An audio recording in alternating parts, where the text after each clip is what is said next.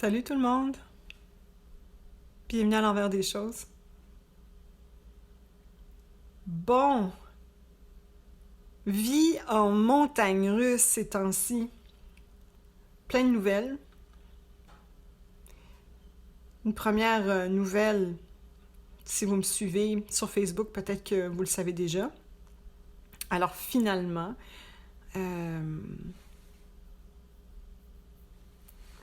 mon beau corps d'amour a été diagnostiqué avec un cancer du sein. Et je serai opérée début janvier. Et étonnamment, je prends ça de façon assez zen.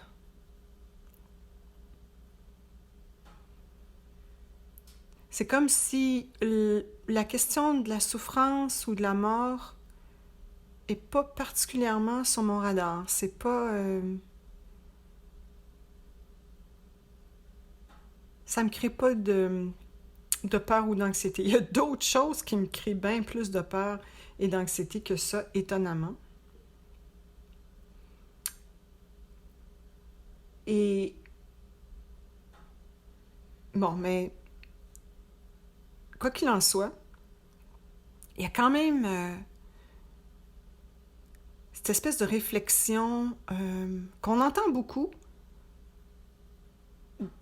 particulièrement, je pense, dans les conversations autour du cancer ou dans les milieux plus spirituels, disons.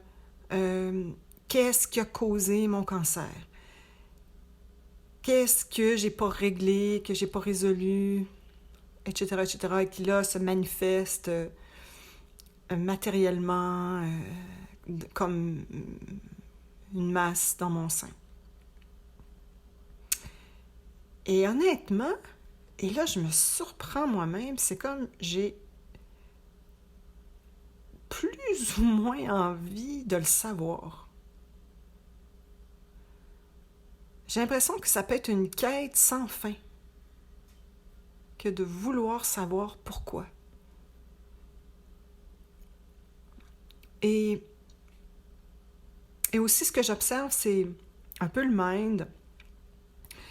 Ça devient comme une quête du mental de vouloir savoir pourquoi, parce que tant que le mental cherche, il a l'impression d'être utile à quelque chose. Comme si, en trouvant la réponse à cette question-là, il va pouvoir faire quelque chose avec la situation. Mais le mind ne peut absolument rien faire avec la situation. En fait, c'est totalement l'inverse. Je me rends compte que quand j'embarque dans cette quête-là du mind, du mental, pour trouver des réponses, ça m'amène dans une espèce de loop.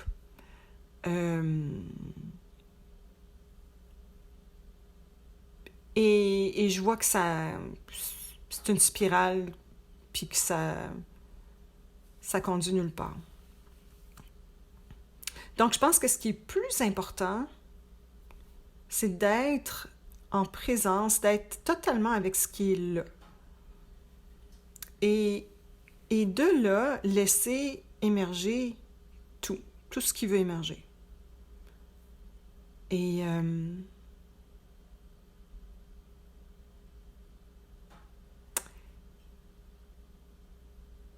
ce qui est ma pratique depuis quelque temps, parce que je ressens quand même beaucoup de fatigue, mais ça aussi, c'est intéressant. L'idée de la fatigue et comment on utilise ce concept-là de la même façon qu'on utilise le concept de l'anxiété ou le concept de la honte ou n'importe quel... en fait, ce qui peut, après ma mort, sembler inconfortable,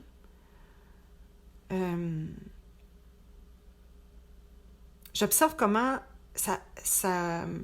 les sensations physiques qu'on peut ressentir, on va leur donner une interprétation.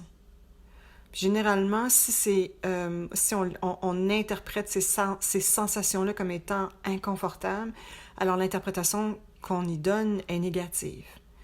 Et plus l'interprétation est négative, plus on résiste, plus on veut pas sentir ce qu'on sent, plus on cherche à fuir et ce faisant, on oppose différents mécanismes de défense.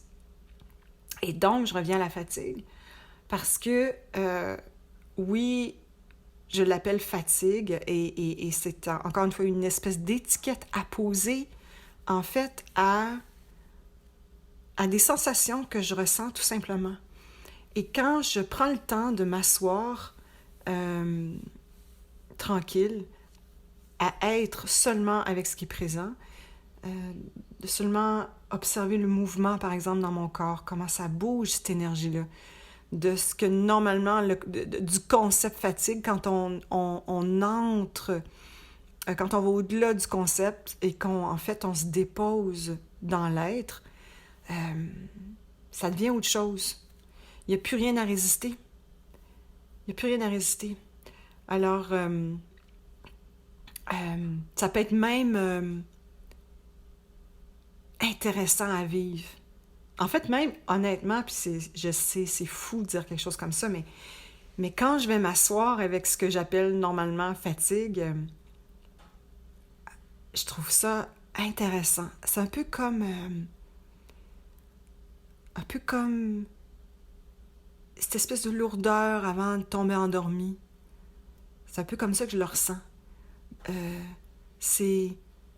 Ça bouge doucement, ouais, c'est comme une grosse bulle, mais qui bouge doucement, qui se tourne doucement. Je ressens ça de cette façon-là dans mon corps, mais j'aime quand même l'effet quand je suis pas en résistance. Parce que quand je suis en résistance à la fatigue, ça crée de la peur. Quand je veux pas sentir ça, ça crée de la peur. Généralement, je vais vivre de la peur si j'interprète, si je me projette dans le futur, par exemple. Ah, mais là, par exemple, là, ça va dire dans ma tête, ah, mais là, si tu continues à sentir toute cette fatigue-là, comment tu vas faire pour travailler? Puis là, si tu peux pas travailler, non, mais comment tu vas gagner ta vie? Puis là, ça part dans une spirale. Ça, quand j'entre là-dedans, ça, c'est souffrant. Ça crée de la peur. Ça crée, ça me coupe de moi-même, de ce qui est présent, de l'ici maintenant. Et ça, c'est inconfortable. Mais ce qui est inconfortable, c'est pas les sensations physiques qu'on appelle fatigue. C'est pas ça qui est inconfortable. C'est la résistance qui est inconfortable. Et donc, cette expérience-là,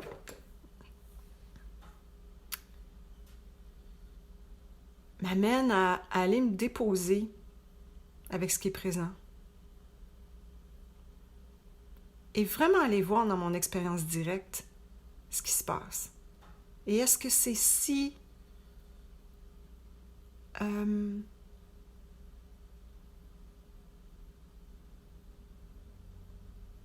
est-ce que c'est si... Puis là, j'allais dire épeurant, mais je pense que c'est bien québécois comme terme. Je pense que nos amis européens n'utilisent pas le même terme, mais je vais le dire quand même parce que il me semble que ça représente bien.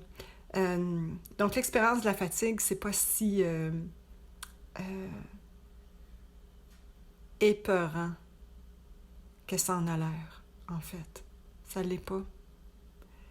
Puis ça, c'est doux. C'est doux. C'est doux à réaliser.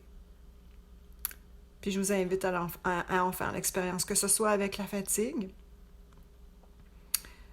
ou même avec peut-être d'autres émotions qui, elles, sont un peu plus challenging. Ça peut être, par exemple, l'anxiété.